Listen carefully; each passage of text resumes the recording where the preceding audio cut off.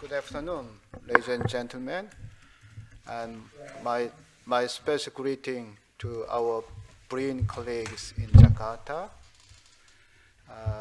Our session is about the discussion of our research result of this year, with the title of Strengthening Indonesia's STI system in partnership with Korea. We have 2 hour session, and we have 3 presentations, and with 6 discussants. Each presentation you have 2 discussions. So let's make it. Each presenter make his presentation about 15 minutes, and 2 discussants make discussion each allowed about 7 or 8 minutes. So 1 presentation and 2 discussion takes 30 minutes. Then we can accommodate 3 presentations, and afterward we can take discussion and Q&A session.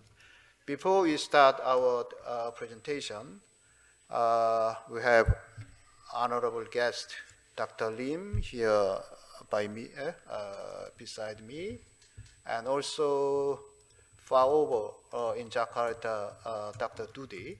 So can you greet us with short welcoming remark? Okay, Dr. Lim. Okay. Selamat pagi. There. It's very good to see you again, all of you. This special session was organized by, Asian Society for Innovation Policy, which is quite popular in Asian countries, and also with the support of the Korean University of Foreign Languages, and of course with the support from the BRAIN, new fresh organizations. And as we have been working together, STEPI is discussing and supporting and sharing science and technology policies of Korean experience with the other Asian countries.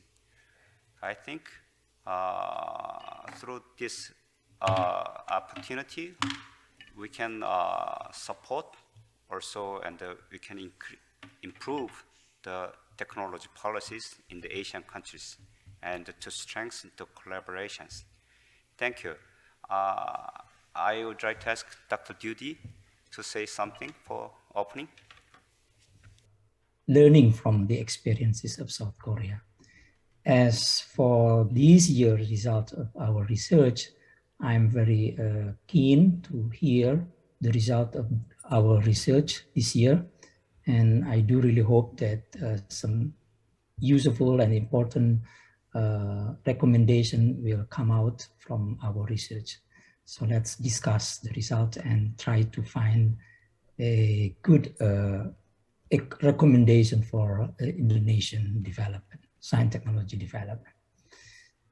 Thank you, and have a good discussion for that. Okay, thanks Dr. Lim and Dr. Dudi again. Okay, let's get started. We have 3 presentations, and the first presentation is the think tank and their governance, presented by Dr. Kiseok Kwon, please.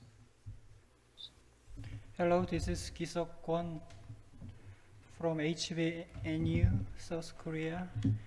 Our title is Improving Institutional Settings of STI Thinktank in Indonesia. This research is implemented by me and the other participants in Indonesia, including UCA.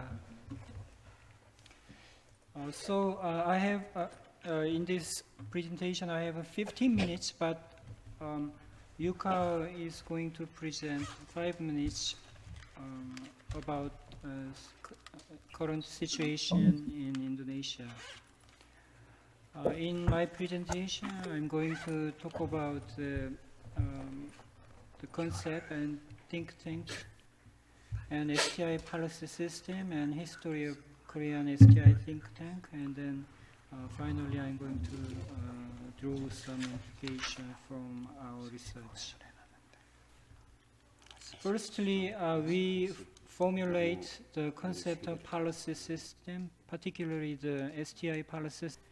So in this study, we would like to define the policy system as a system consists of policy actors leading the policy process and social, environment, and internal, external, and their interaction. So STI policy system here include policy actors, political structure, policy process. As you see in this figure, this is a very famous figure developed by David Easton. You can see the left is environment. From the environment, we can get input into the political system, and then the political system produce outputs. And then based on output, feedback is also get from the environment. And also the other concept is think tank. As you see in the slide, the function of think tank can be recognized as producing knowledge and involving policy-making process. And typology of think tank, you can see in this slide, 3 types of think tank can be suggested as shown in the slide. University without student is focused on research, and second one is a contract research organization. It's a research organization based on contract outside. And thirdly, a think tank advocacy is focused on more independent and some special issue area. They can lead some policy agenda. So finally, we can conclude the role of think tank, source of policy ideas, government program evaluator, and education and training. So based on Kuhlman and Arnold 2001, we can find the ideal function of think tank. Think tank can address the industrial system and education and research system, also political system. So they monitor the relationship between the political actors in the system, and also the they advocate the needs of the whole society.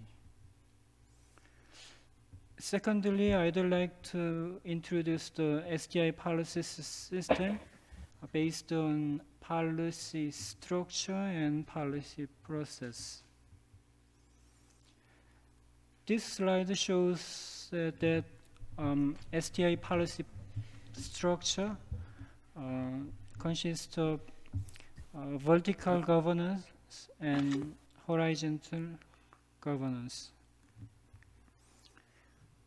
So this kind of conceptual framework can be applied in Korean case. Oh my God.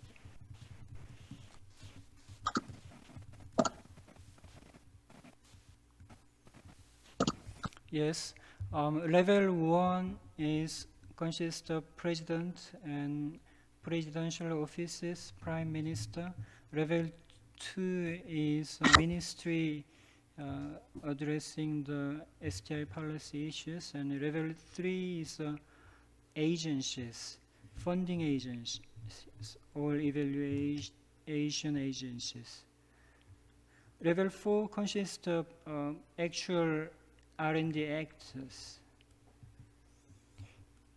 Oh, sorry. In Korean case, we can get some overall characteristics of STI policy structure. Level 1, overall policy coordination of higher level actors is not so strong. Level 2 is main characteristics of ministries. So there is overlapping between each ministry's R&D agenda, and the coordination between ministries' R&D policy is quite limited. Level 3 and 4, the autonomy and delegation is raised, so they are strong. They are under the strong control of ministries.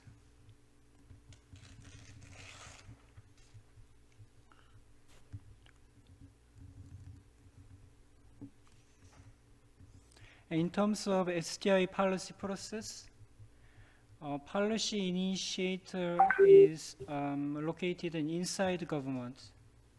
Outside initiation is quite a few. Policy formulation is carried out by individual STI agencies, and regarding policy implementation, STI policy are mainly implemented by R&D actors. Evaluation is implemented quite independently compared to other stages of policy process. So based on this concept, policy system, we can briefly understand the history of Korean STI think tank. The STEPI is created in the 1980s. It started as a CSTP of KAIST. So at the initial stage, its function is supporting ministries' planning, production of information of R&D, and evaluation for R&D. In the 90s, CSTP separated into KIST, and the name is renamed as STEPI. And in 1999, STEPI became an independent legal bodies under the Prime Minister. In mid-90s and mid-2000, STEPI grew as a national think tank, and they act as a hub in the field of science and technology policy. After 2000, they strengthened their role in future studies and interdisciplinary areas. So currently, we can summarize the STEPI's role as researches and policy alternative drafting and consultancies. The final part is discussion. So based on our framework, we can suggest the ideal STI think tank. At the stage of agenda setting, the holistic policy coordination is important. And also regarding evaluation, system evaluation very important.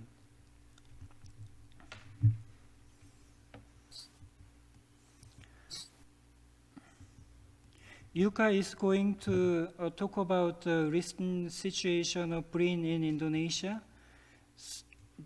I think this is very similar to our suggestion.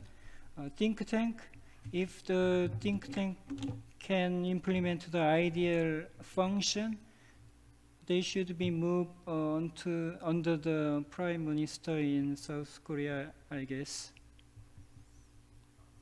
So finally, the new STI policy think tank should have coordination and harmonizing and optimal sizing. And also policy mix also important. The different policy instruments should be evaluated and coupled and implemented under this idea. So my research is, our research is consists of two parts. Second part is about Indonesian case. So Yuka is going to talk about the Indonesian situation. Thank you.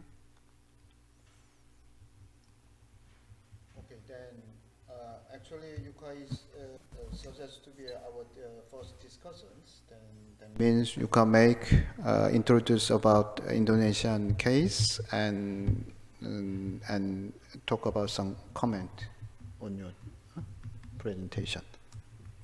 We are from Team 1, but STI Thinktanks. I am Yuka, Mr. Afid from Indonesia, and then Miss Siti Anissa and Miss Fitriana with Professor Kwon, Professor Seo, and Dr. Youngjoo. Maybe I will not present overall of these slides because there is a limited time, only 8 or maximal 10 minutes from discussion 1. So Indonesia actually has only 27 think tanks. 9 of them are recognized worldwide. Besides, some of them only do advocacy. And then we have the best practice of the Ministry of Finance, particularly at the Fiscal Policy Agency, because this agency has carried out its role as a think tank in ministry. But in the several government institutions are still not enough to carry out our role of the STI think tanks. So this the general data that we get from the Pachiro URG source. And then Indonesia has ranked in the 37 about the think tanks in the global level. I think this not good rank. And we have a think tank policy direction in Indonesia, in particularly in the private sector. So the 9 of think tank are the private sector, from the CIS until to the kemitraan or partnership. So they play role to conduct science research and then policy advocacy. And this is the think tank, but I will skip this part. So in the general, we have 3 regimes of the STI policy evolution in Indonesia. The first older regime, 1945 until 1960, and the new order regime, 1965 until 1990s, and the last reformation regime starting from 1991 until now. So we have different approach to implement policy, particularly STI policy in Indonesia. And the first regime, we have this policy, but the less impact to socio-economic development. And the second regime, there is wide impact, large impact to socio-economic development. And one of the key player is the state-owned enterprises. And then in this regime, we have STI agencies, but they are not so impact to socio-economic development in sector. Because we have current issue about STI policy in Indonesia, the bureaucracy problem, the institutional form, human resource, quality and quantity, the policy studies about STI is very limited, or maybe is non-existing in Indonesia. And then there is minimal support of the public agencies about the independent ecosystem, overlapping coordination, and then lack of understanding of policymakers about the evidence-based policy making. And then we have opportunity about this issue. We have the new institutional agency, BRIN. BRIN is National Research and Innovation Agency. So LIPI was transformed into the BRIN, and the emergence of the Deputy for Research, Technology and Innovation Policy. This is one of the strategic deputy in BRIN in Indonesia, and then we have many law of the STI Policy Think Tank. So since last year 2020, there are many policy analysis. This the function to analyze policy in Indonesia. And then early finding of STI Policy Think Tank in Indonesia, we have a structure like that. But the structure we presented in the last year 2020. So you can look this one in the report of the STEPI in 2020. So we have the structure like President of Indonesia in the top level, and then we have the ministry, we have the institution, and we have the R&D institution to conduct STI policy think tank Indonesia. Sorry, STI policy Indonesia.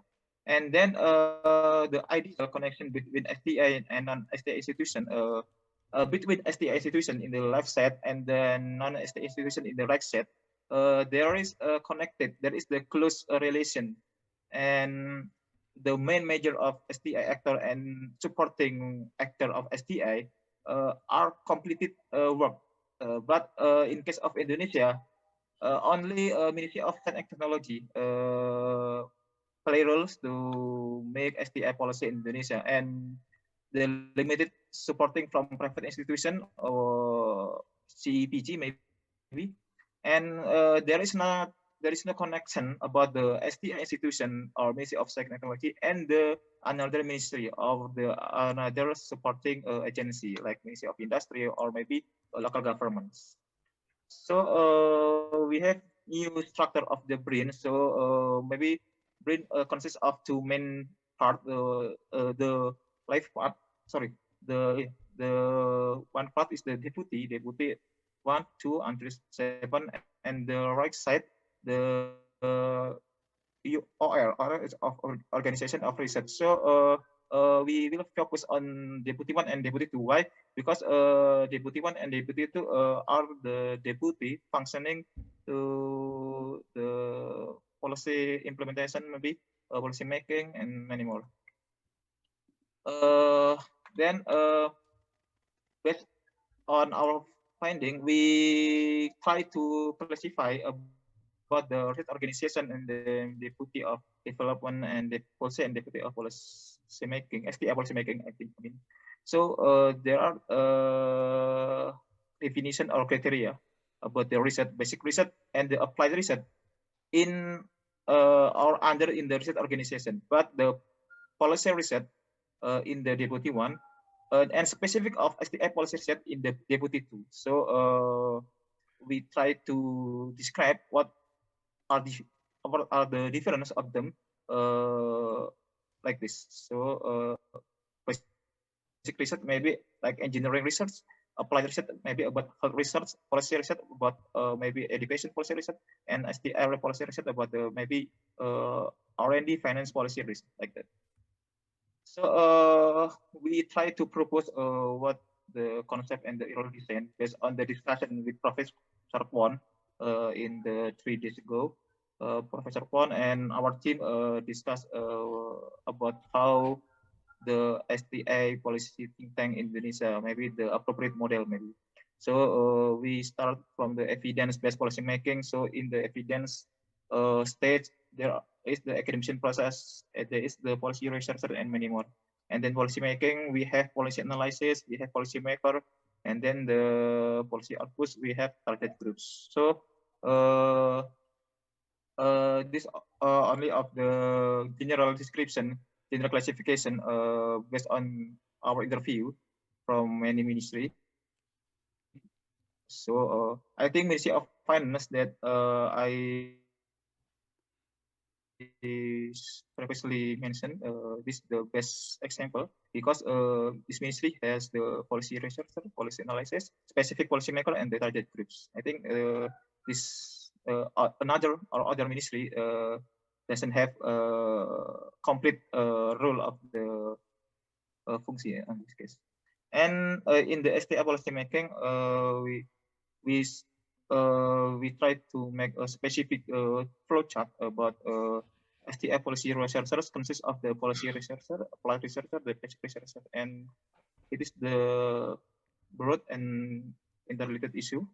And then we have STI policy analysis, STI policy maker, and target groups. And the target group is very clear, quadruple helix actor from the public agencies, communities, academician, and the business or industry. So we mentioned about how Indonesian Institute or LIPI or BPPT or LAPAN Aeronautics and the Nuclear Agency and the Ministry of Research and Technology, each of the institution has the different role and has the different function of staff. So LIPI has the policy researcher, but the policy analysis is very new. BPPT, LAPAN, Batan, and Ministry of Research and Technology doesn't have STI policy researchers, but they have the policy analysis and then maybe the another functional staff in this case. So this is only draft of propose the STI think tank in Indonesia. So based on the Adler et al. 2016, our team try to develop the design not only from Adler but the other source. I will mention it later in the final report.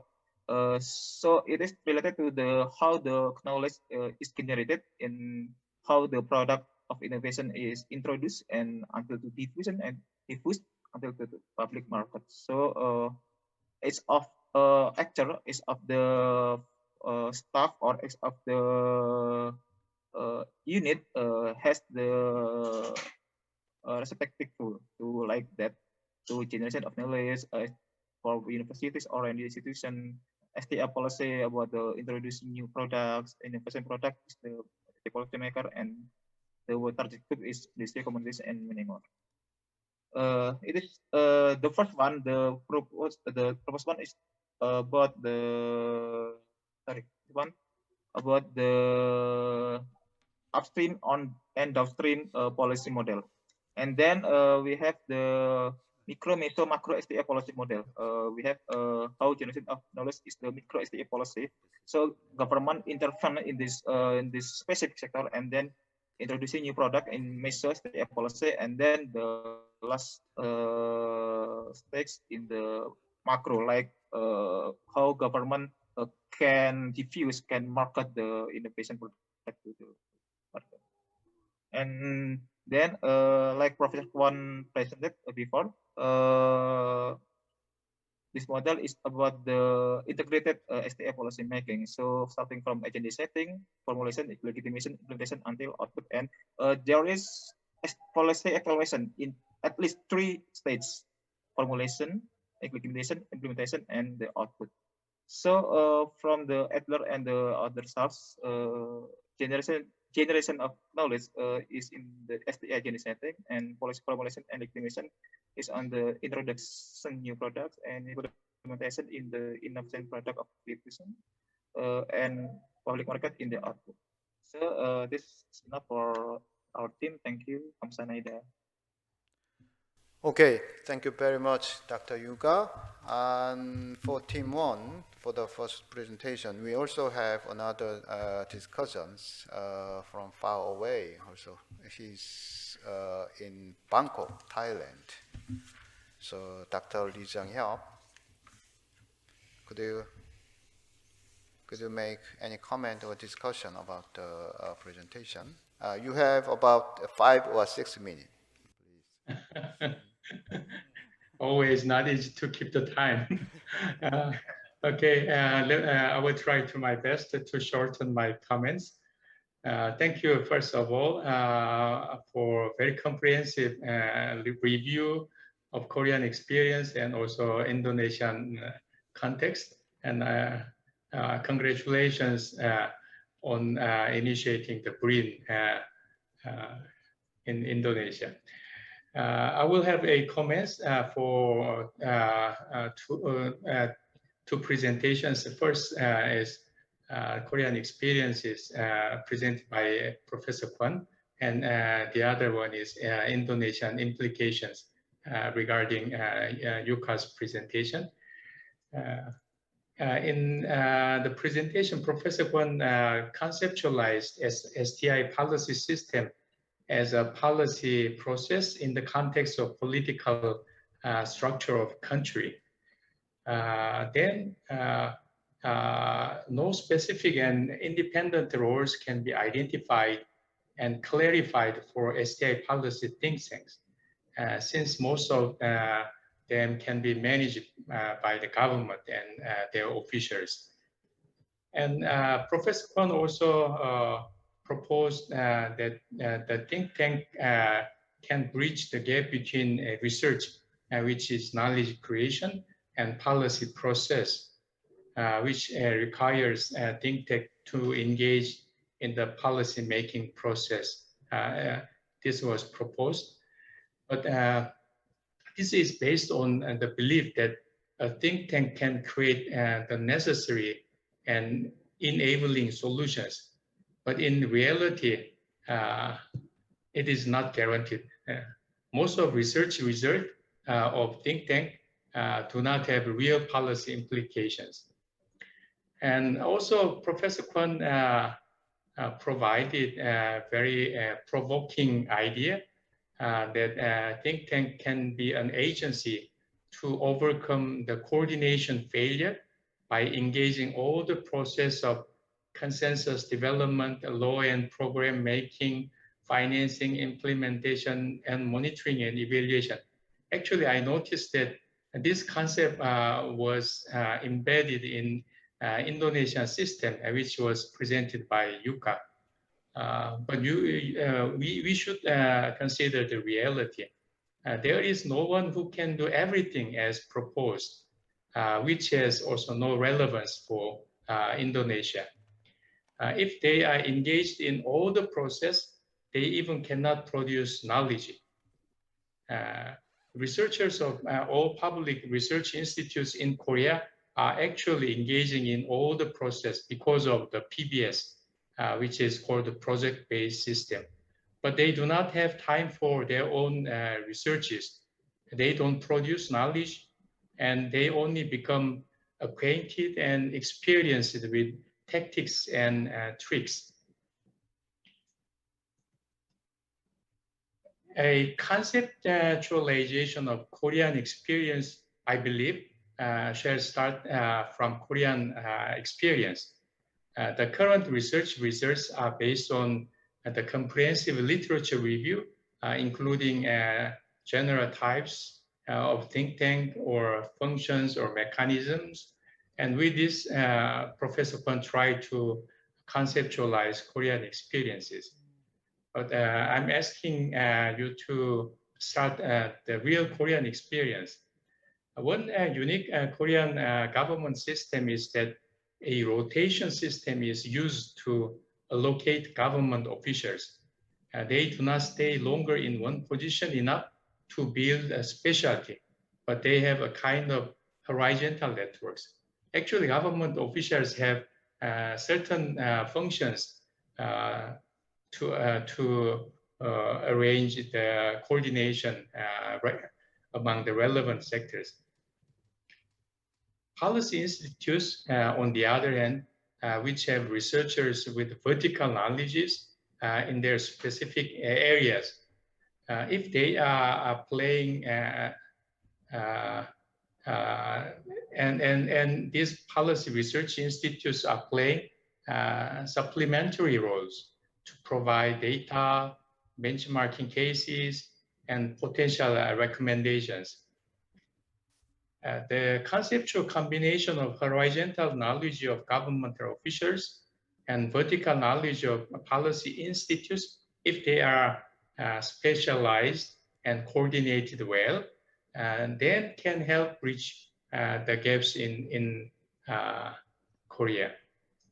If Korean experience is articulated as a horizontal and vertical knowledge combination, the research team may explain why Korean government has chosen this unique system to solve what kind of problems in the specific context of Korea, and how this could help Korean system move forward.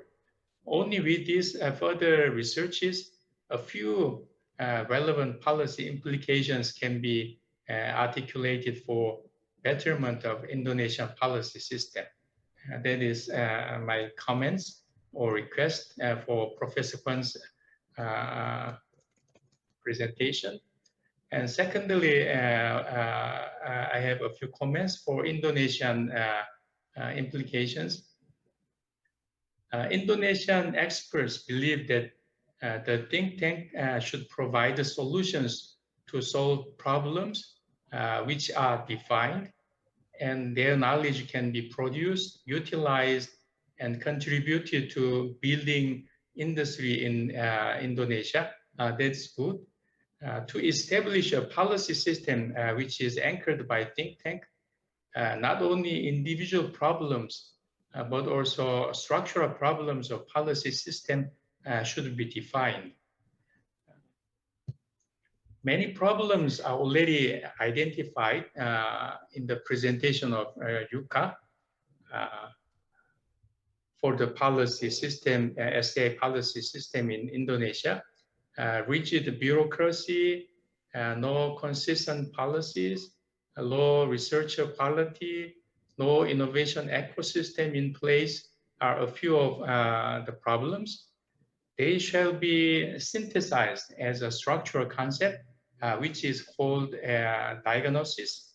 Then relevant solutions can be articulated as Korea developed the Korean style integration of vertical and horizontal knowledges. I noticed that the evidence-based policy concept is misleading experts of Indonesia very much.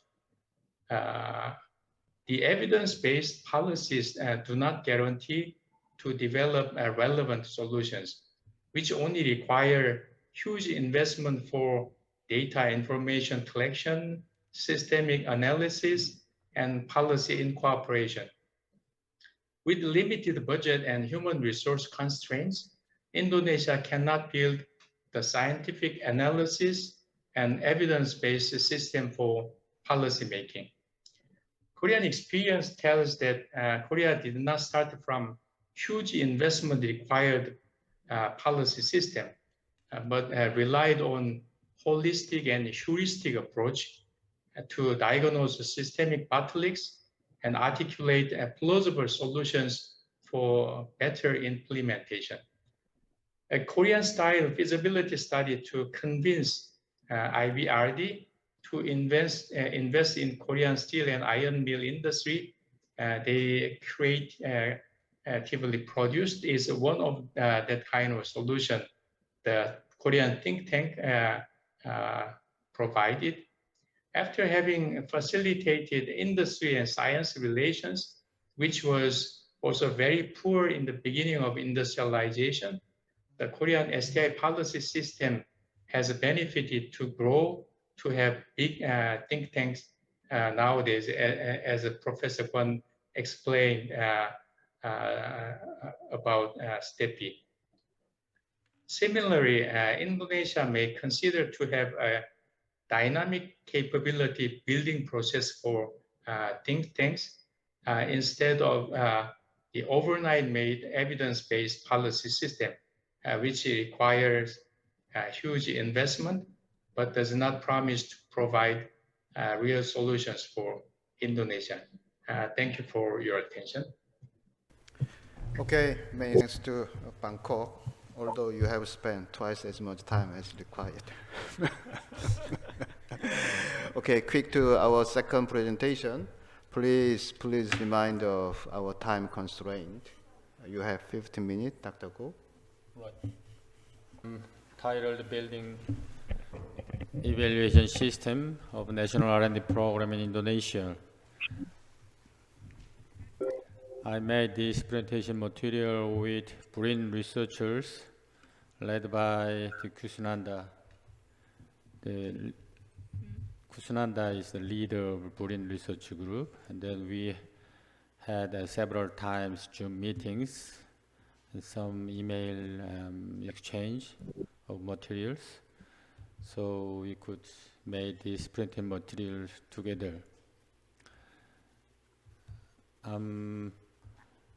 First of all, it's just briefly about the joint research framework, and then I will introduce the PRN and evaluation issues in Indonesia, and then Korea's case is comparing two cases. We'd like to suggest a modified evaluation system or building process.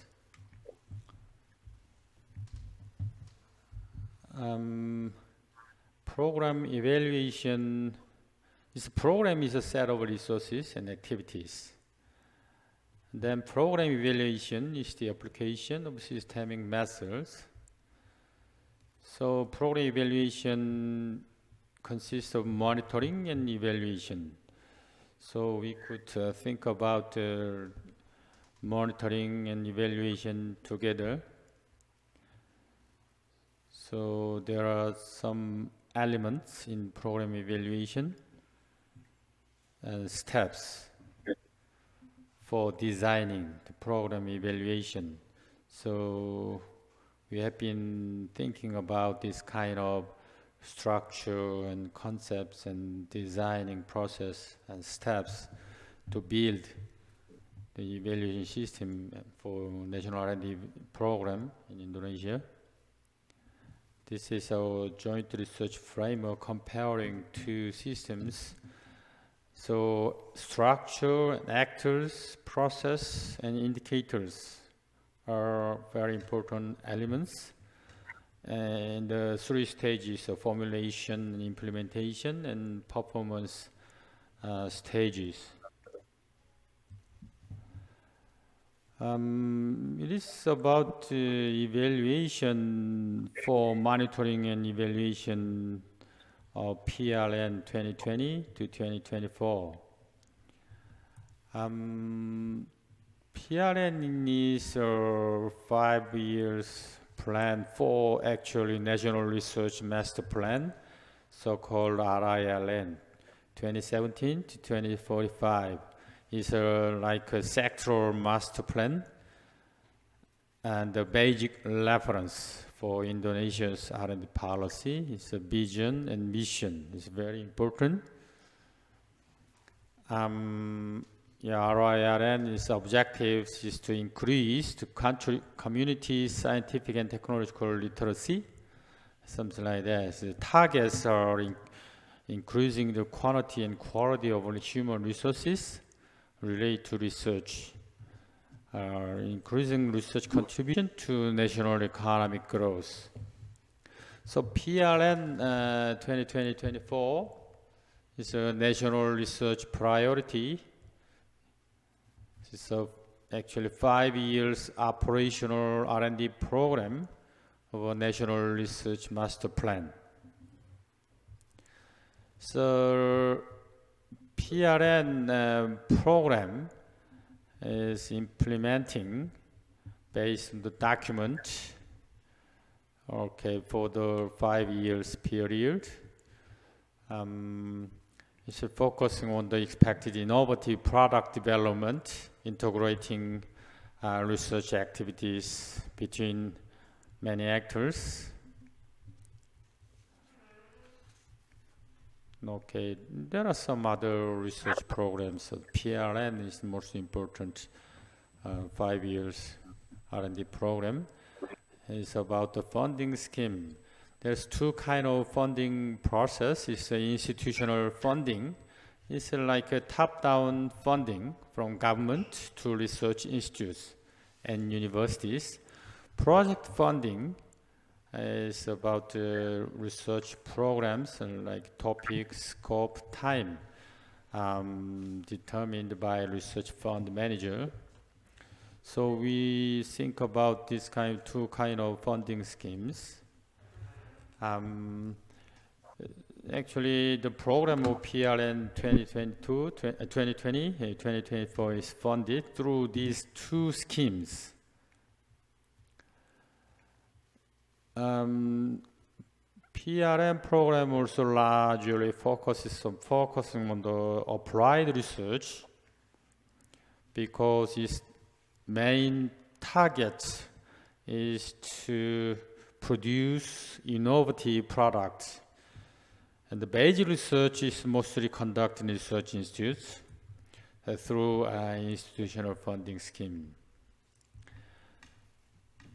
So PRN focusing area is like this kind of 9 areas, and then there's some examples of expected products. It's determined by mode, a top-down base. Of course, some discussions with research institutes and universities and a few industries. It's about structure of PRN. There are several work breakdown structure, 1, 2, 3, or 4, 5, something like that, and sub WBS. So this kind of structure consists of a whole picture of PRN. Its funding is through MOT or the member institutions by institutional funding. So LDPD funding mechanism for PRN is like that. So mode is select proposals, and then LDPD transfer the fund to awardee and then research. We are thinking about the evaluation. The main scope issue is like that, showing the slide. So evaluation mechanism for proposal selection, evaluation mechanism for R&D. So we could focus on the scope with 3 types of three types of scope: the structure, actors, and indicators. So I try to explain about these 3 types of scope, the issues, and our suggestions. This is about evaluation mechanism for R&D, the objective and scope of work. So we could think about this kind of information collection and method, and then actors who are responsible for the evaluation. So it's a framework to think about the inputs, activities, and outputs together. In the stage by stage, the PRN consists of this kind of several stages of inputs and activities, outputs. So we could think about this kind of monitoring and evaluation scope and process based on this kinds of evaluation mechanism framework.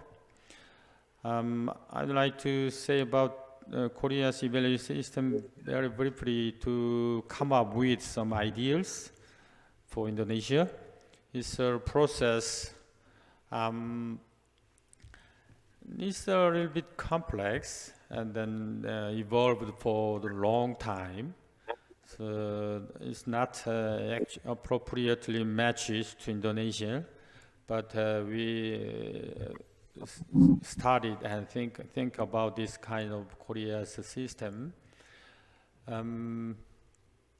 Okay, I skip. Actually, Korea's evaluation system started to develop mid-90s, changing governance and monitoring and evaluation process and method.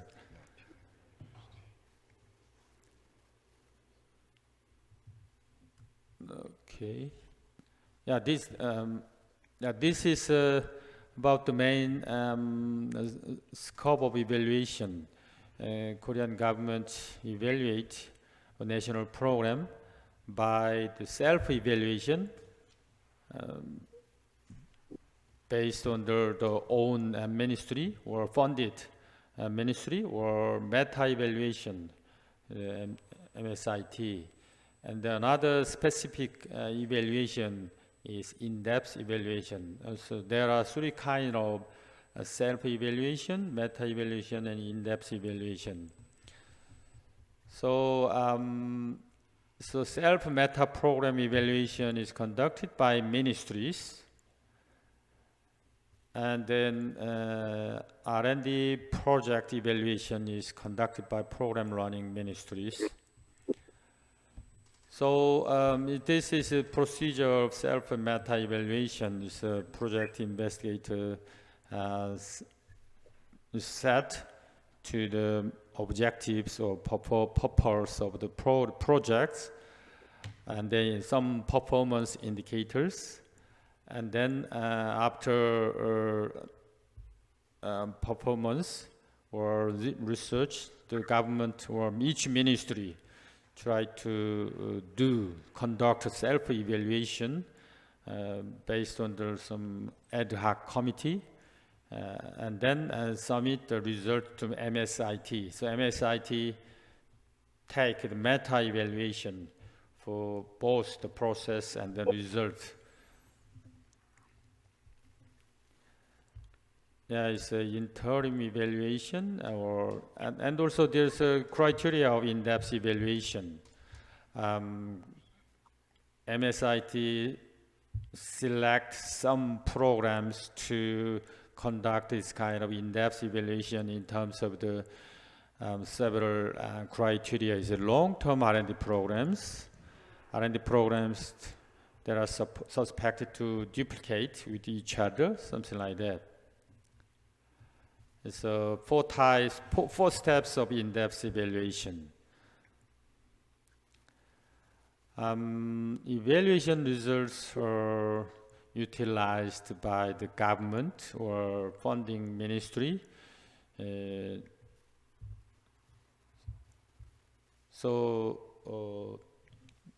are four types of correction. Okay.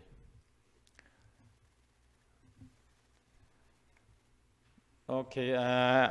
Let me say about how to build the evaluation system for PRN in Indonesia. We raised some key points in Indonesia.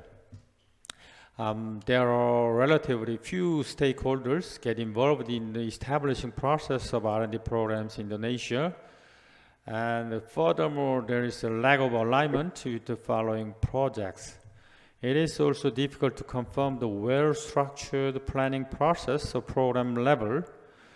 However, from the perspective of national innovation system, the essential cause lies in the vulnerable industries, the absence of organic collaboration network among industry university institutes, and the lack of innovation support agencies.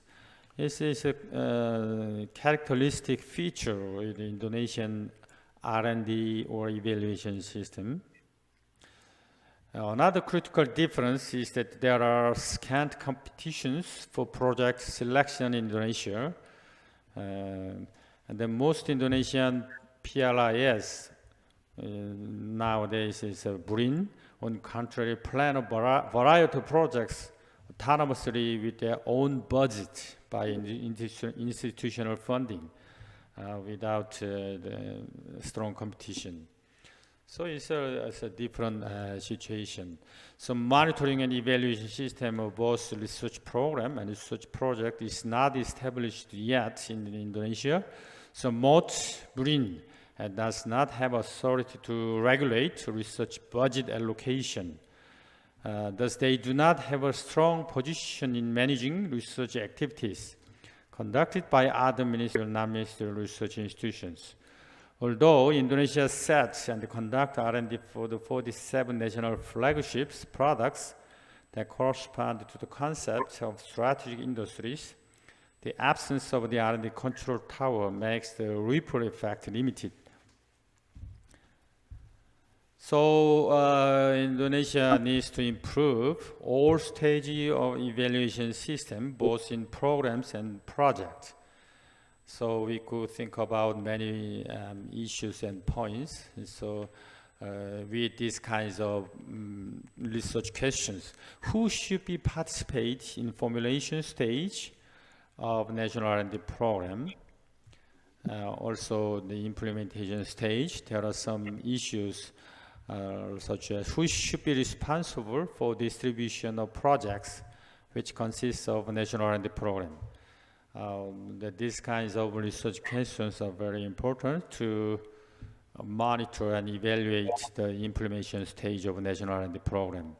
And also lastly, the performance stage as well, there are some issues. How to classify various kinds of performance and evaluate them. What kinds of evaluation index and process should be used? Who evaluates the performance? Something like that. So Indonesian team did these kinds of data collection to modify or develop the evaluation monitoring system. So they had some interviews for important researchers and project management officer, LPDP officer, and survey, online survey as well. And then this kind of people, participants of focusing group discussions. And then they found some situation of structure proposal selection. There are two mechanisms identified to select the project and programs. So first mechanism is to do by program manager propose the BRIN. The BRIN select the proposal.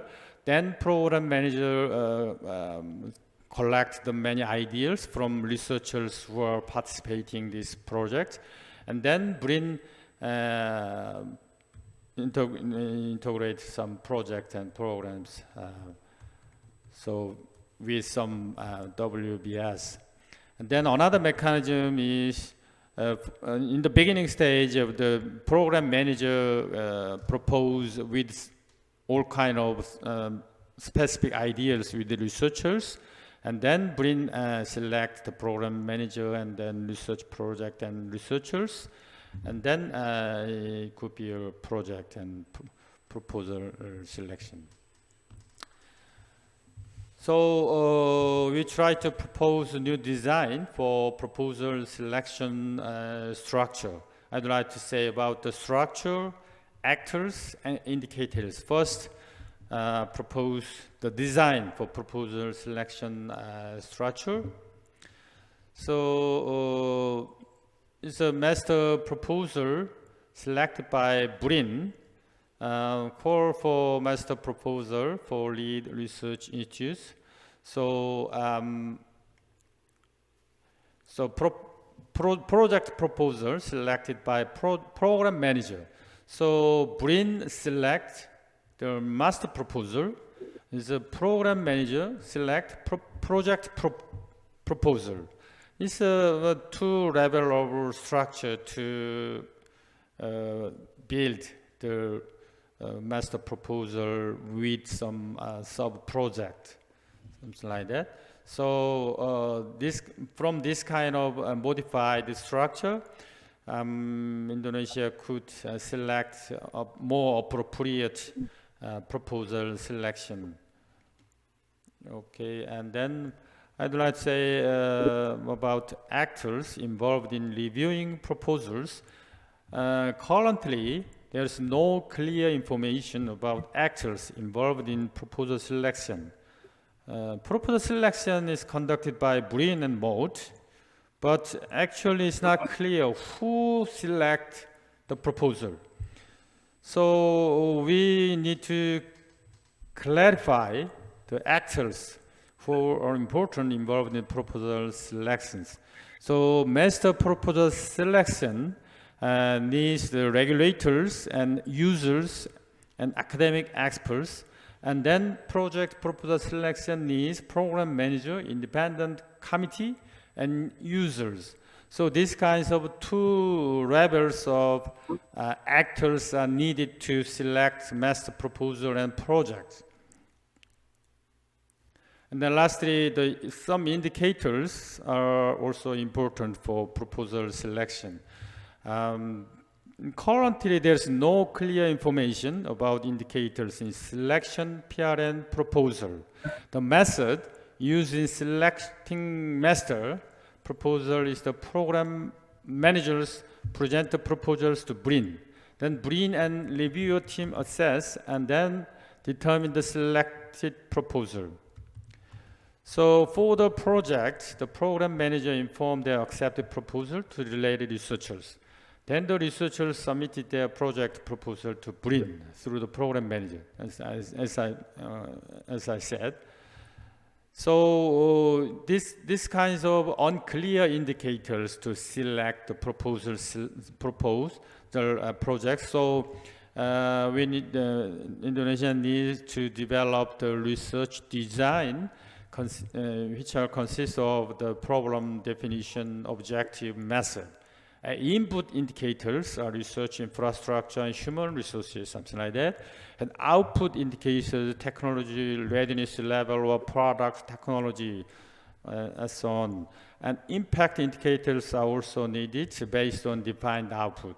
So these kinds of indicators needs to be developed together for monitoring and evaluation.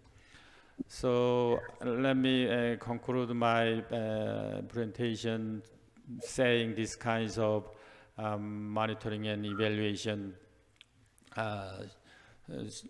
system. There are three kinds of monitoring and evaluation: internal monitoring by program manager, monitoring to BRIN mode, monitoring by the institution. So this is the current monitoring system. But these kinds of monitoring system could be needed to develop or evolve more. So propose a design for new structure of monitoring and evaluation. First of all, the internal monitoring and evaluation and the external monitoring and evaluation by program manager or reviewer team supported by BRIN. So it's maybe twice a year, mid-year, end year, something like that. It's a more modified structure for monitoring and evaluation. Actors also are needed to develop more, so internal monitoring and evaluation and external monitoring and evaluation.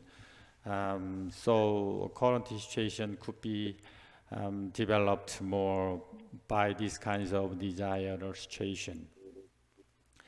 The indicators are also needed to develop the current monitoring and evaluation system. Similar points as I mentioned. Okay, thank you very much for your attention. Okay, thank you, Dr. Go, for the presentation. And actually, on the schedule, we have two discussions, one from BRIN, Dr. Kusunanda, and the other person is Professor Mohan Avvari at Nottingham University Business School in Malaysia. Because we are running behind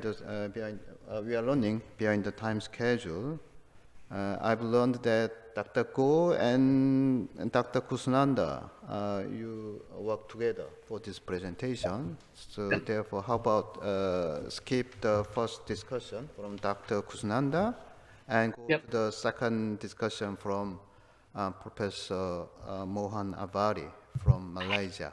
Dr. Kusunanda, if you want to say something, you can have say your opinion at the end of our Q&A session. Yeah. Okay. Thank you for the understanding. Then, Yes. Professor Mohan Avvari. Yeah, finally I met you. Good to see you. Yeah, we have exchanged emails. Okay. Could you start your comment on this discussion? I'm very pleased to be part of the discussion for this, and I'll try to keep it to 2 to 3 minutes and summarize it. Why am I saying I'm happy? My background is innovation systems, and in a business school, I focus on obviously the business organizations who are usually left out in some countries when they plan country-level R&D programs. In countries like where I come from in India, the systems were developed predominantly around public research organizations. And I think Indonesia also had a history of large R&D projects, top-down driven or government driven in the past. And from what I've been reading in the recent past also, the economic growth was centered heavily around issues of natural resources or trade rather than science and innovation. So it's quite a complex situation to try and develop an evaluation program in this context. So it's very heartening to see a comprehensive evaluation system for a nation emerging from trade and natural resources oriented development and getting back on the innovation and science and technology based competitive advantage thinking. We've got Indonesian scholars like Aminullah who also made comments around R&D expenditure predominantly government driven.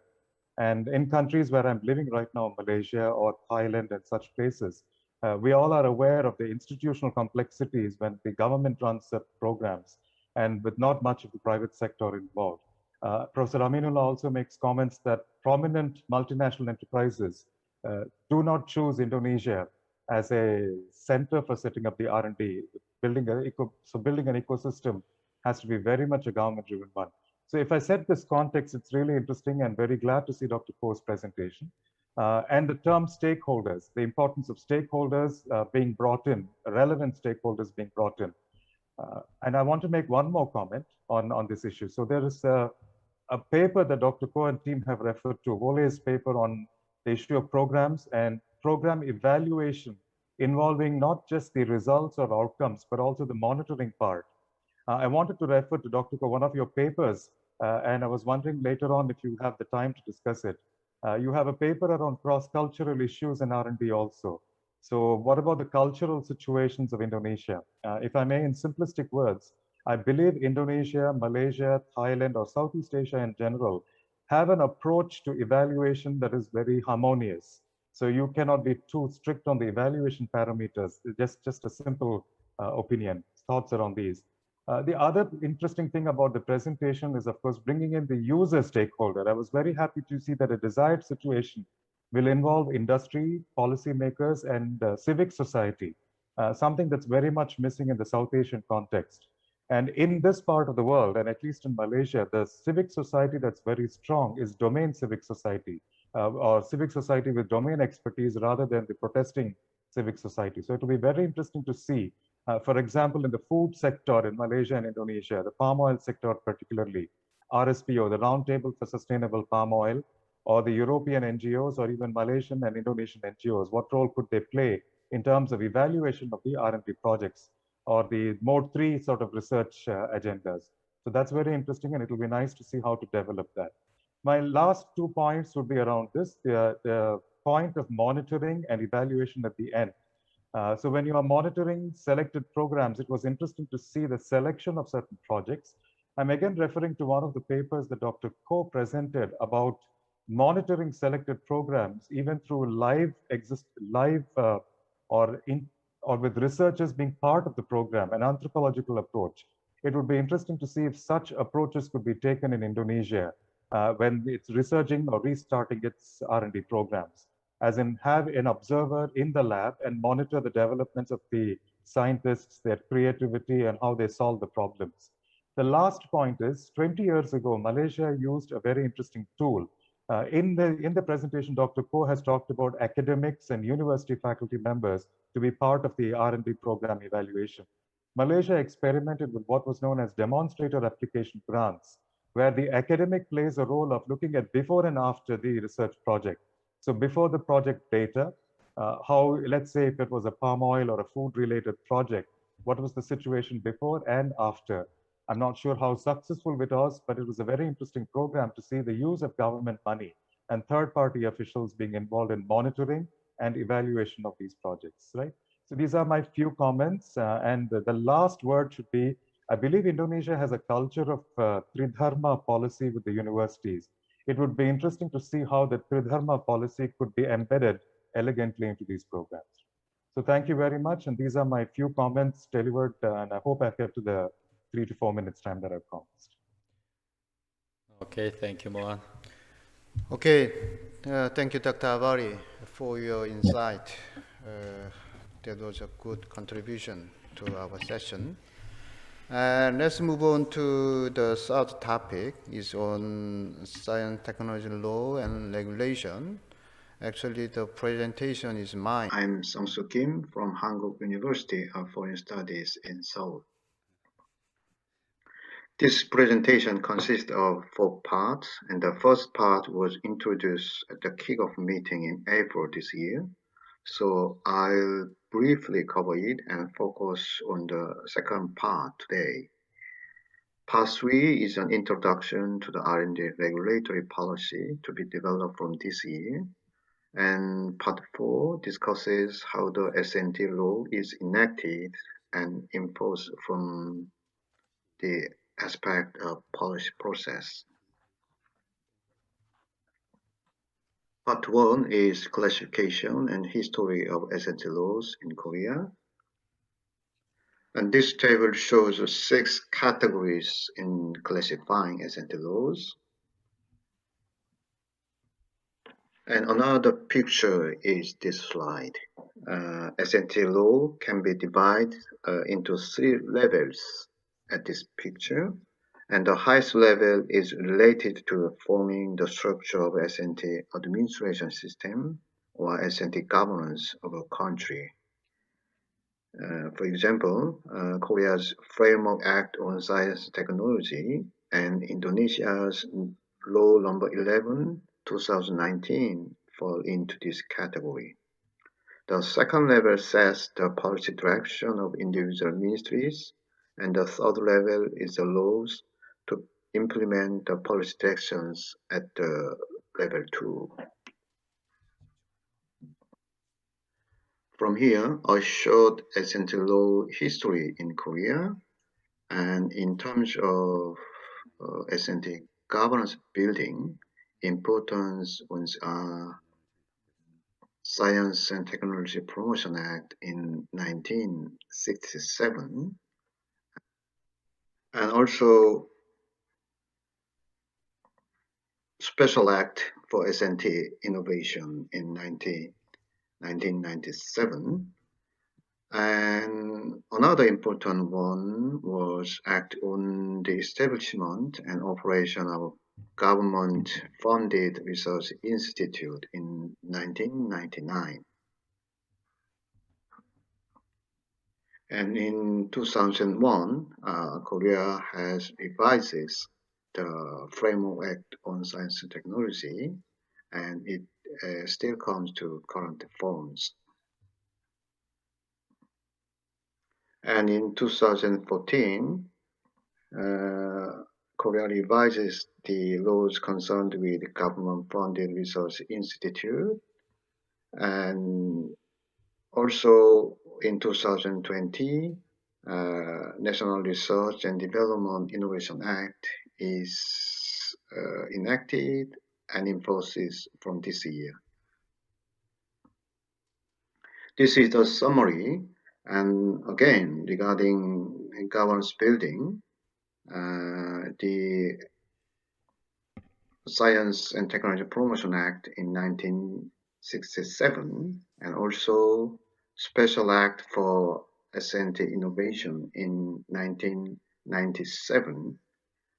And the 2 laws were combined to Framework Act on Science and Technology in 2001, and the law regulates following items such as establishment of National Science Technology Council and master plan, technology forecasting, and pre-studies for project allocation.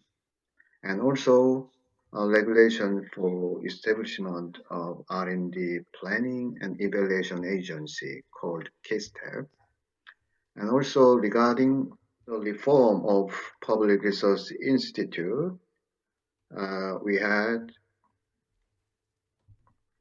Act in 1999, and the Act was revised in 2014.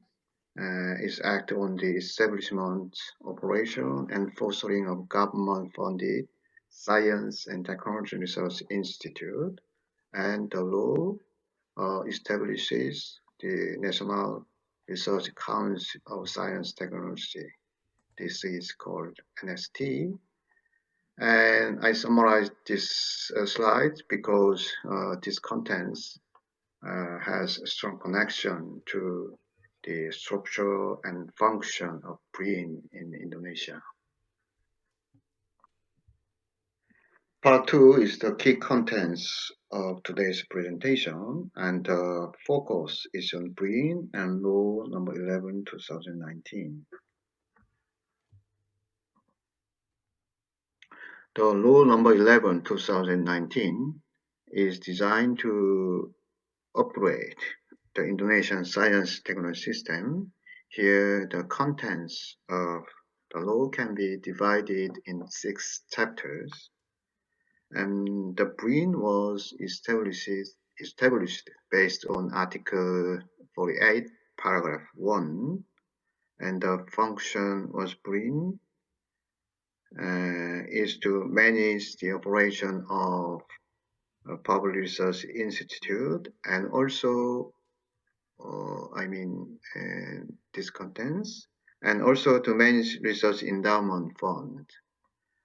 And in Korea, these functions are performed by separate organizations such as National Research Council of Science Technology, ST here, and KSTEP, the Evaluation and Planning Agency.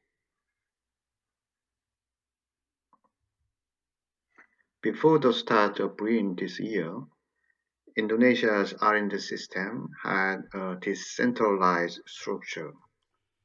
6 public research institutes under the Ministry of Research and Technology, and there are also many other public research units under individual ministries.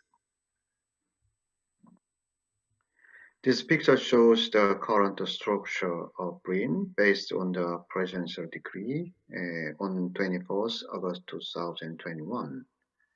And the structure and function of BRIN can be divided in 2 categories. One is to integrate public research institute into the management of BRIN's umbrella, and the other part is the policy functions with 7 deputies. For example, Deputy 1 is S&T Policy Management, and Deputy 2 is for planning, budgeting, and evaluation of R&D programs, and Deputy 6 is in charge of the Research Endowment Fund.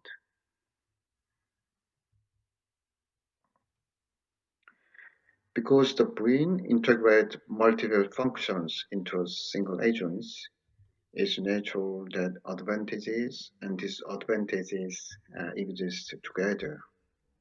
And regarding governing philosophy of the new system, the blue box indicate strength points, and pink box indicate weakness.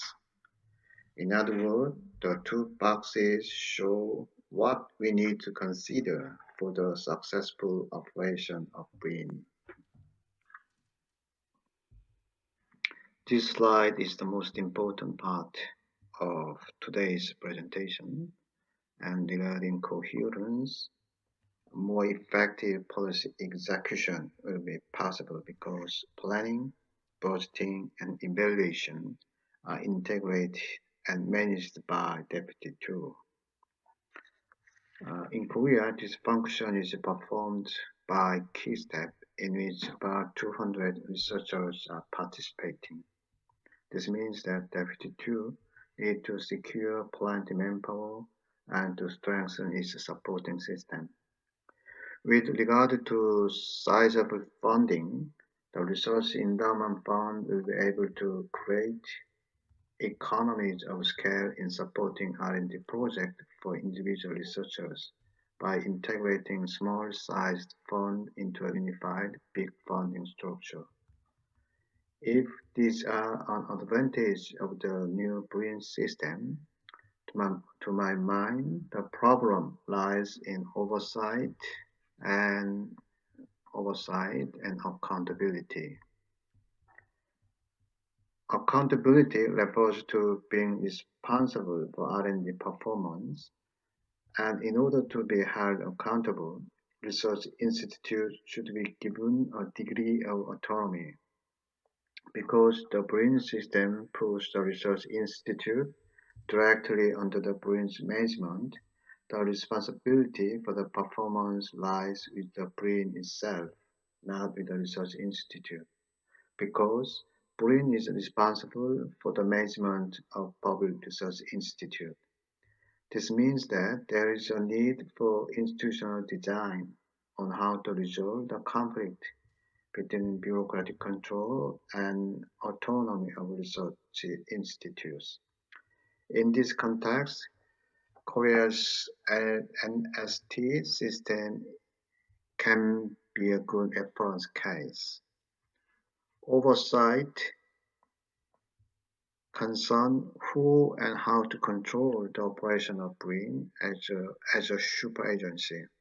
Currently, there is a good amount of political support from the president, but if the political situation changes, the basic composition of the BRIN may become unstable.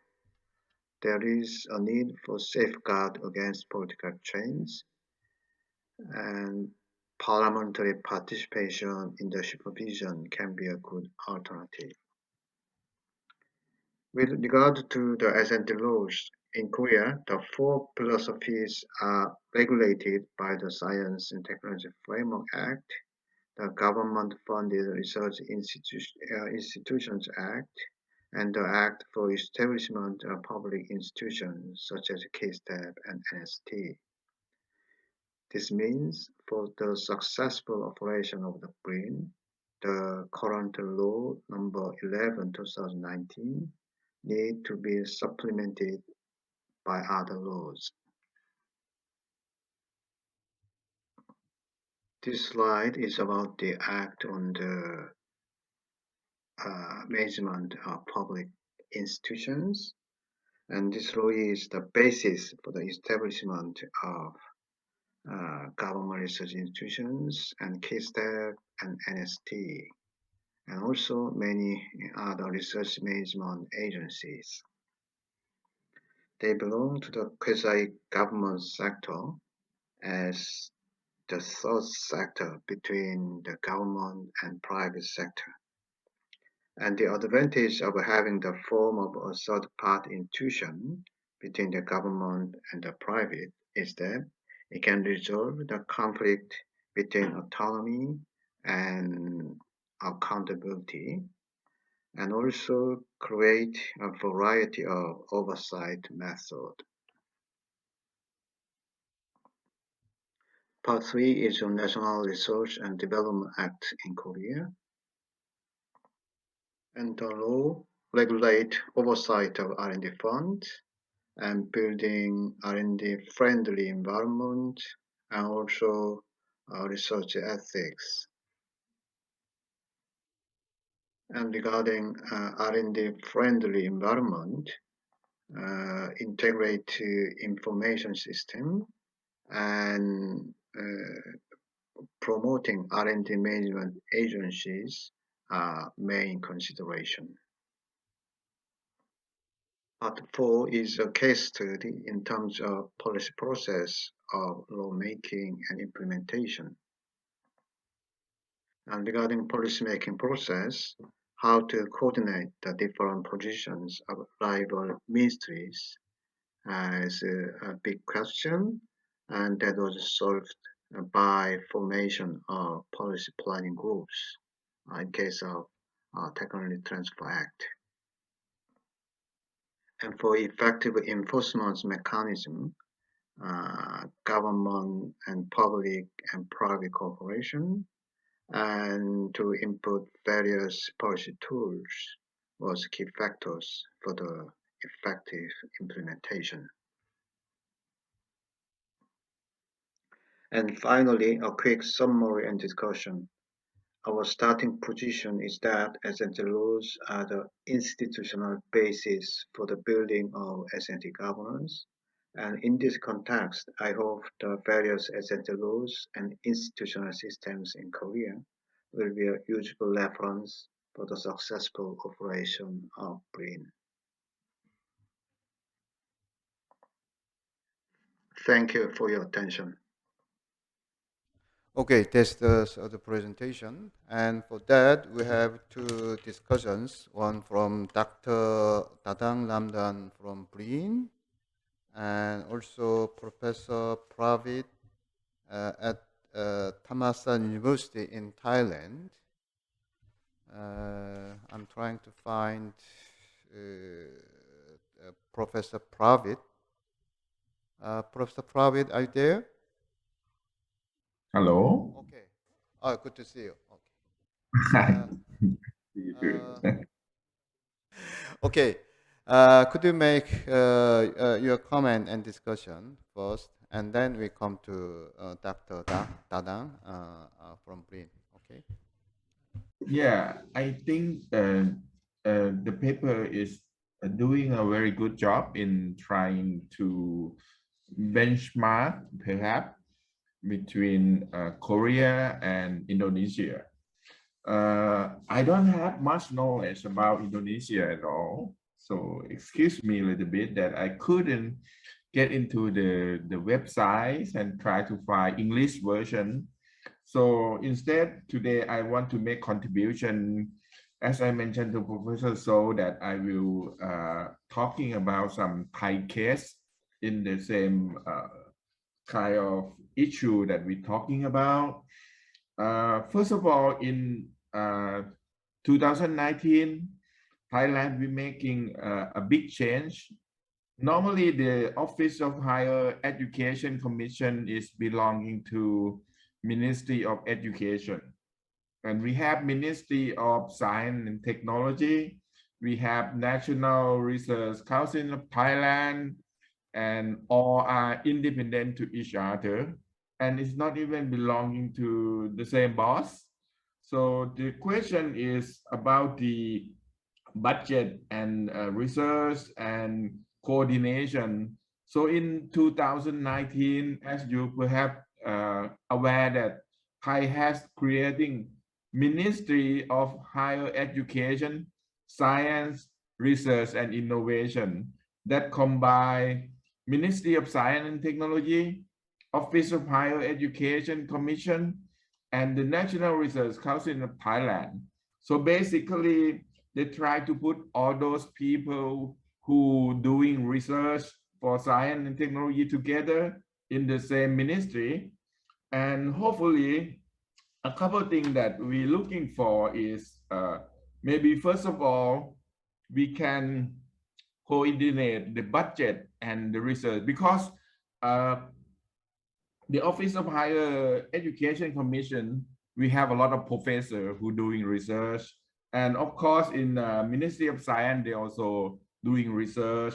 So basically, what they think is combining things together, and hopefully the merger will create synergy, so they can coordinate and making a good research progress, and perhaps prioritize. The second thing, maybe can prioritize the budget, prioritize the topic of research and so on. And also other thing that very clear on the structure and organization of this new ministry. So they expecting a policy formation budget allocation, funding, research organization, and other related agency, so they can clearly make way to do their research.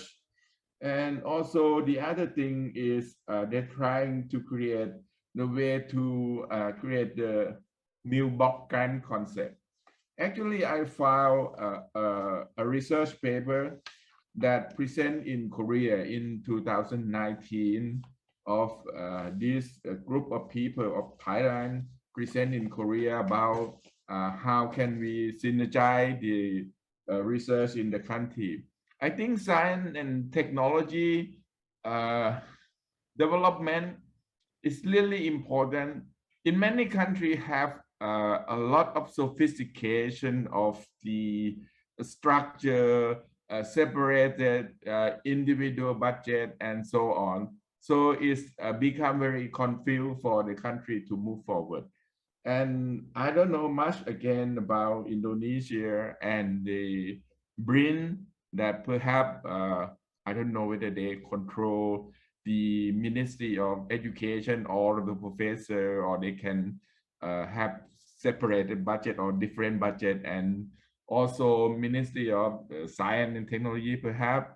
So perhaps that all my comment that the Thai have been moving some direction of trying to making synergy and try to be able to control the budget, funding, research direction, prioritize, and so on. So perhaps that's all I have for you today. Thank you. Okay, thank you very much. Maybe Professor Pravi gives many issues and tasks to Dr. Dudi for his organization. Okay. Second discussion, my precious partner, Dr. Dada, you can be short, okay? Please. Nice to meet you again, Prof. Kim and friends. And can I share my slide? Okay, first of all, I would like to thanks to my college Indonesian team members, Pak Maulana Akbar and Bu Anggini, Dina Seviana, and also Bu Sri Sufadmi, who already give support and the efforts to finish the report of our work. So thanks again from me, especially. And then regarding about the laws and science and technology in Indonesia, I learned a lot of things. I get a lot of insight from Korean regarding about the trajectories of laws and regulation of STI. For example, in the first period, 1945, 45th until 1950s, in Korean, they already started with Trademark Act, but Indonesia just started focusing or concerning about that, about property right around 2000 and 1990s. So I think this is important thing for us, especially for decision maker in Indonesia, to thinking about the importance of how to regulate intellectual property rights. But the similarities between Korea and Indonesia at the first stage of S&T Law and Regulation is that both of them still haven't had the systematic regulation and laws about science and technology. And for the second stage, 1960s, both countries, especially in South Korea, has already started to focus on a specific sector, which is refinery, if I don't mistake, refinery and steel and shipbuilding, right? And Indonesia, we start with atomic energy regulation or atomic energy sector. So I get inside that probably still and also shipbuilding, and also electronics. That's the important sectors, as a fundamental sectors to improve our economic growth. And probably that's the reason, one of the reason why South Korea, in terms of economic growth and industry, they increased significantly since 1960s. So that's also give me insight, me or of course and my colleague. And then in 1970s, still for Korean government, they're focusing on how to follow the development in industries.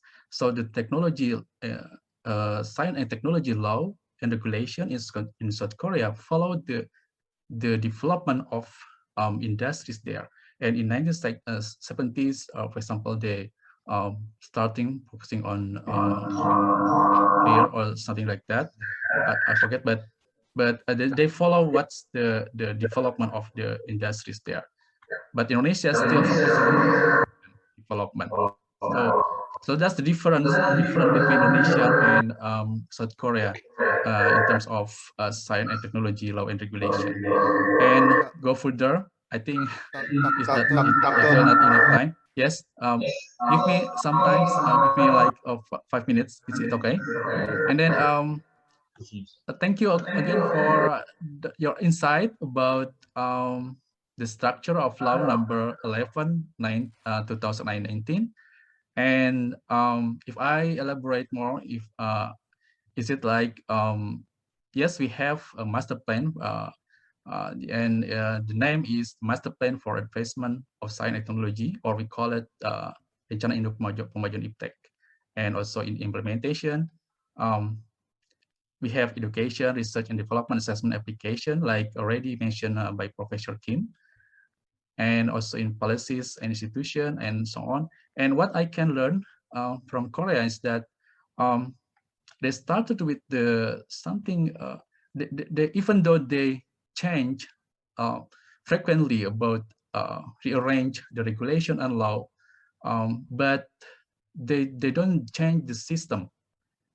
The system, if I read what's Professor Kim has already so to me, that there's not a lot of change of system. But in Indonesian case, for example, we change from Repelita in New Order era, and then change into RPJMN, or previously Proponas RPJMN, and then now we have RERN probably will be changed into REPK, or Master Plan of Advancement of Science and Technology. So it's a little bit like very different in terms of how to adjust the needs of science and technology between both countries. So that's also give a lot of insight from me. And then,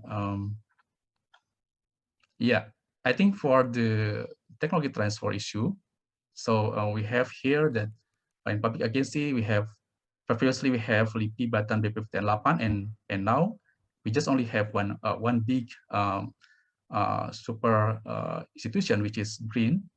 And then also we have state-owned enterprises, and then central government, and we have local government. And the same as what Korea have, we have also private agencies and universities. And that's all from me, Prof. Kim. Again, I represent my team. Want to say thank you, and hopefully that in the future we still have collaboration in research. Thank you, Prof. Kim. Okay, then we have finished 3 presentations and 6, actually 5, but 6 discussions.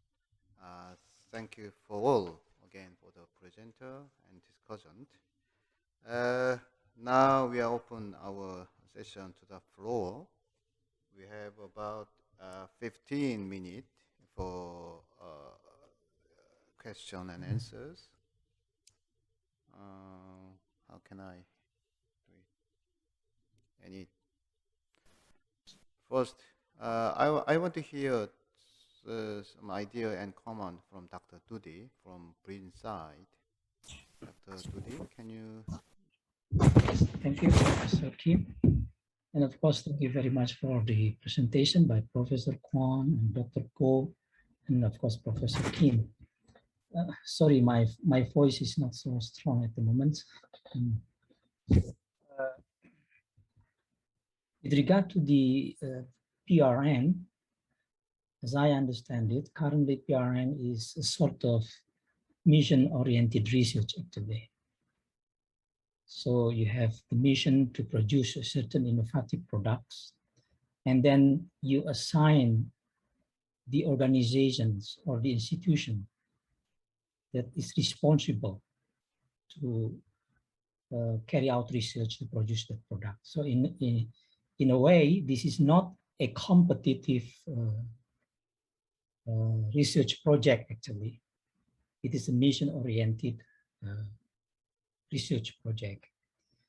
I wonder whether it is better to have a full competitive research project. So the government has a mission, yes, but then it is open to all organizations to compete, to propose a proposal to produce that products. So it is not an appointment from government. At the moment, it is an appointment. At the moment, government appoint LIPI, for example, to produce the electric vehicles. What do you think, Dr. Ko and team, if we change the scheme into the full competitive research project? That's my questions to the regarding the PRN project. The next question is for Professor Kim. It was very interesting presentation, and in your presentation you mentioned about the current existing law number 11 2019 and the establishment of BRIN. You mentioned that in order that BRIN can work very well, it needs to be supplemented by other law, as I understand it. So can you elaborate more? What kind of other law is necessary in order that BRIN can operate well? And in one of your presentations, you mentioned also the importance of quasi-government organizations. In Indonesian context, we don't recognize, we don't have any kind of quasi-government organizations.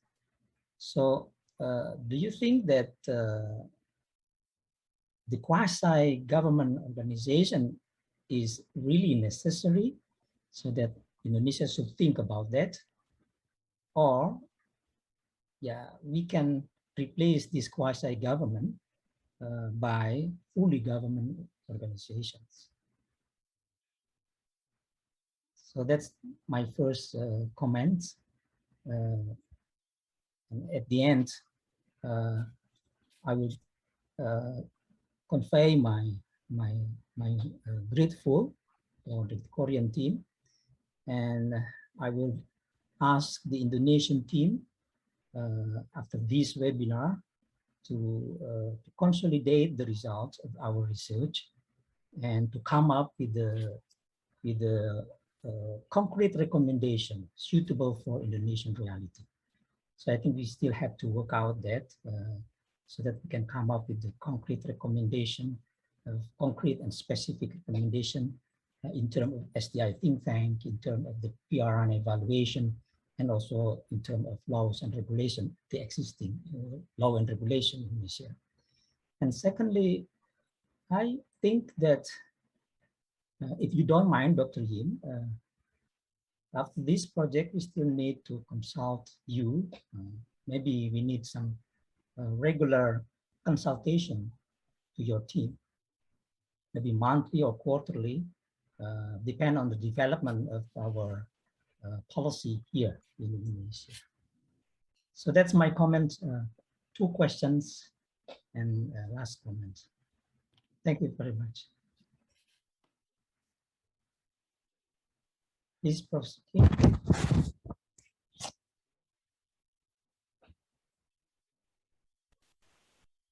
So first, Professor Kwon and Dr. Go and me. Okay.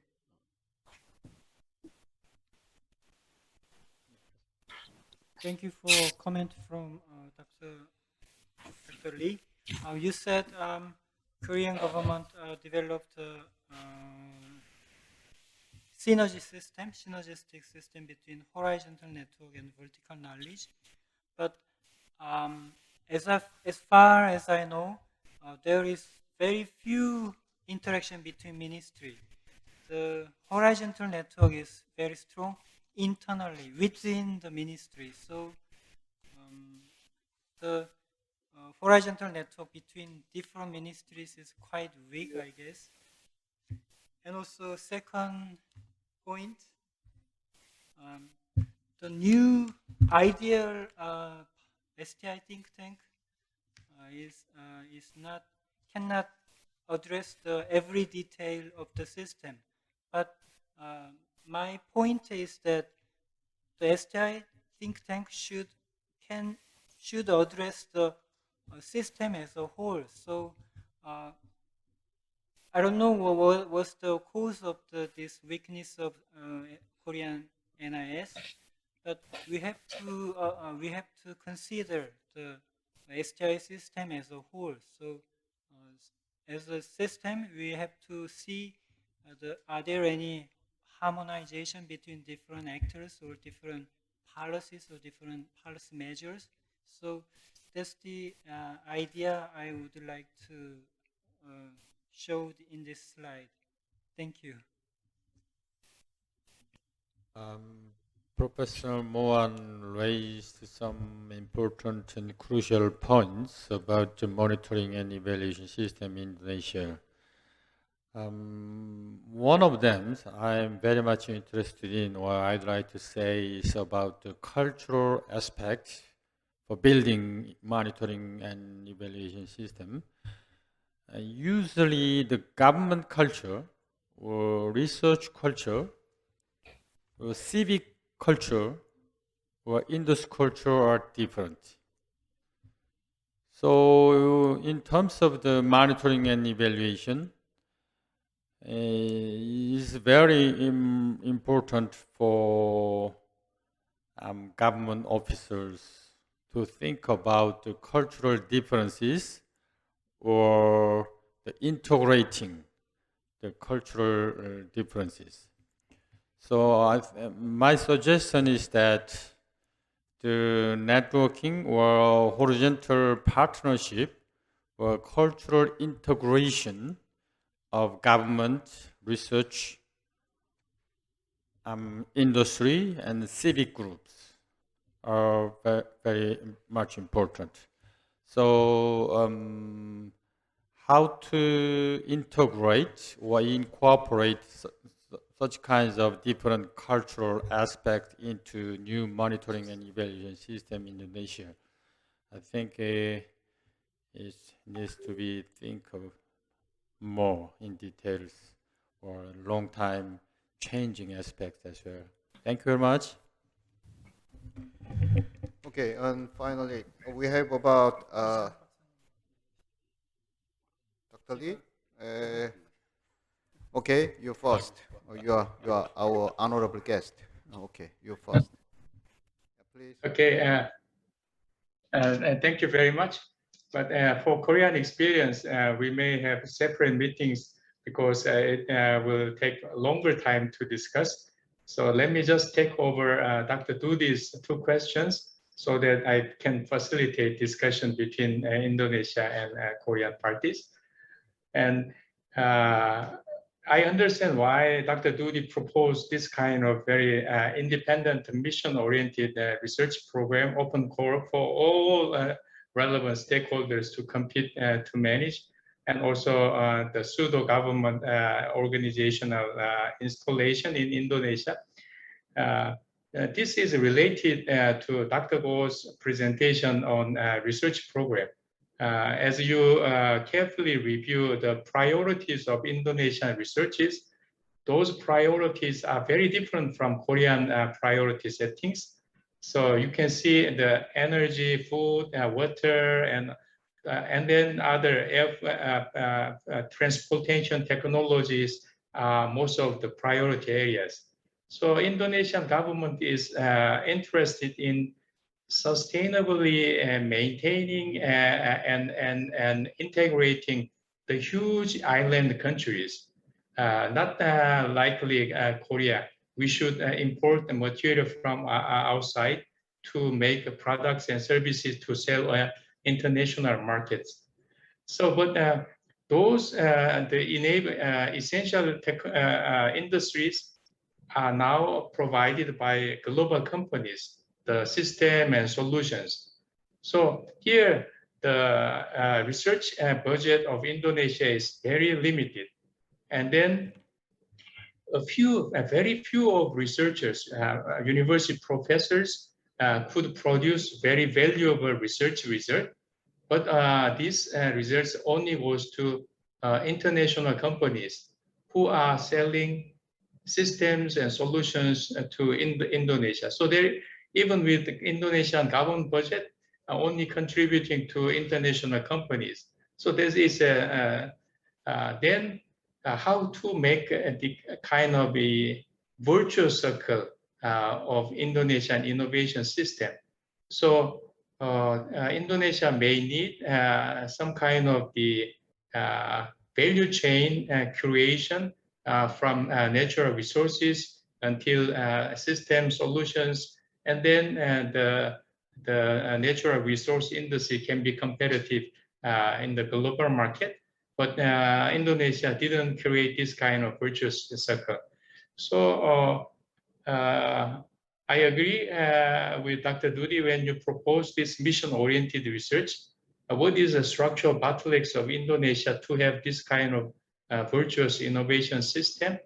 And also, when you propose the pseudo or the private and public organization, that is why Korea started government support research institute in 1960s and 1970s. Similarly, as you plan and implement that kind of independent research program, you definitely need a different organizational structure. And with current the government organization, you cannot hire very qualified Indonesian researchers from overseas because your salary is constrained. So also you cannot give a autonomy to researchers to solve your problems. So how this can be embodied in the designing of national R&D program of Indonesia, also prepare some the legal settings. So those things shall be discussed interchangeably. That is my response to Dr. Dudi's questions. Okay. Thank you, Dr. Lee, to Thailand for your precious contribution. My short reaction to Dr. Dudi's question.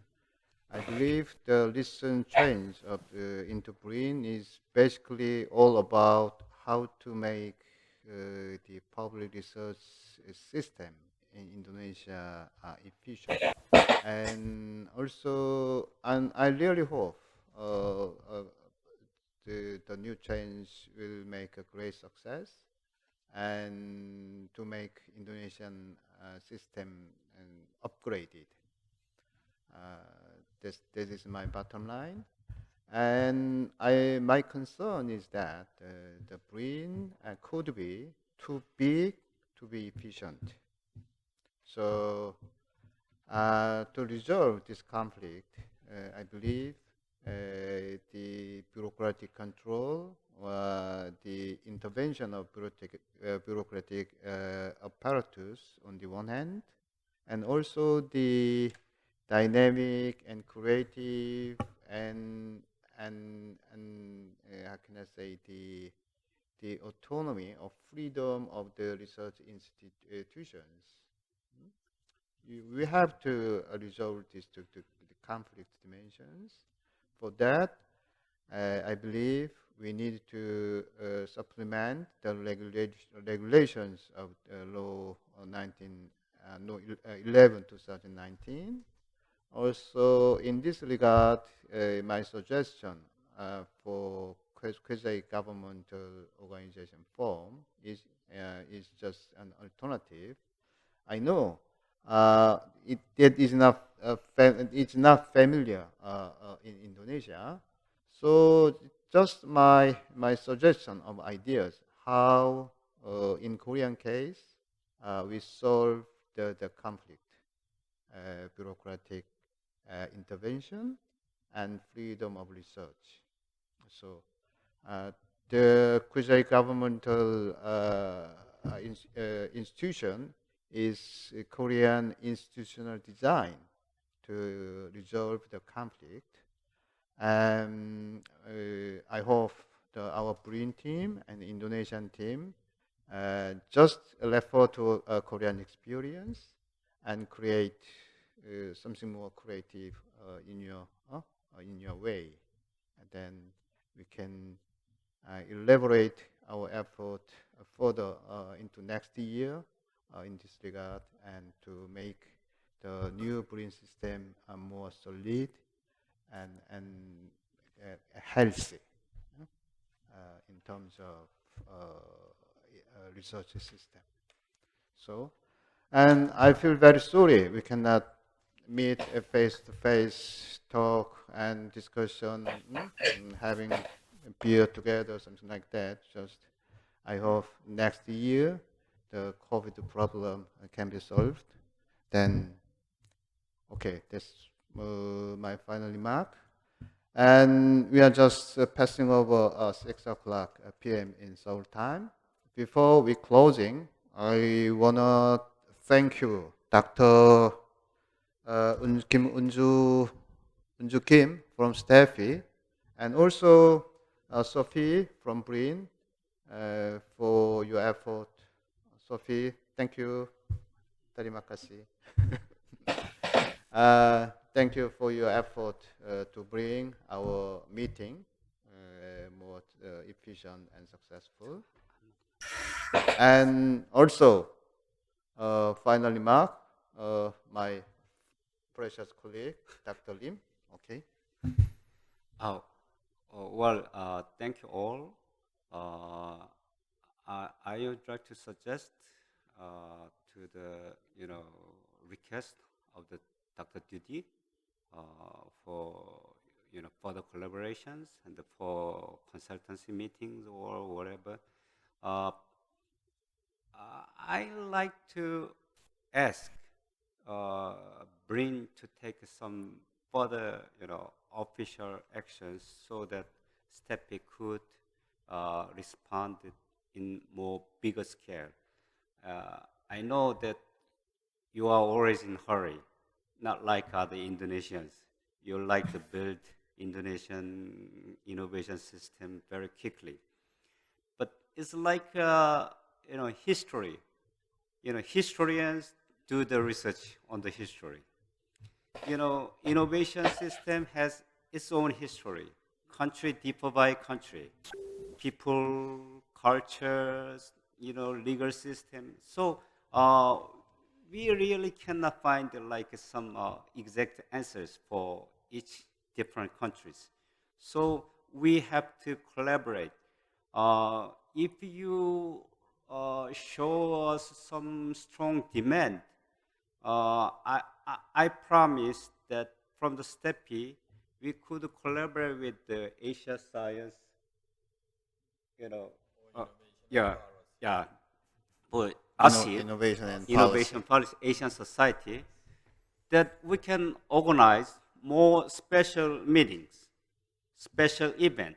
So not only Indonesian people, but other Asian country members can participate. Maybe we can have like a one day, whole day, open discussions. People can talk very freely. So we can do some sort of things. I don't want some, all prepared, presentation. Rather, we can have a very, very free, dialogues, so that I can suggest it. So I believe that since I've been seeing you maybe 10 years, you will play some key role in upgrading the ASEAN innovation policies. Thank you. Okay, thank you. Okay. Terima kasih.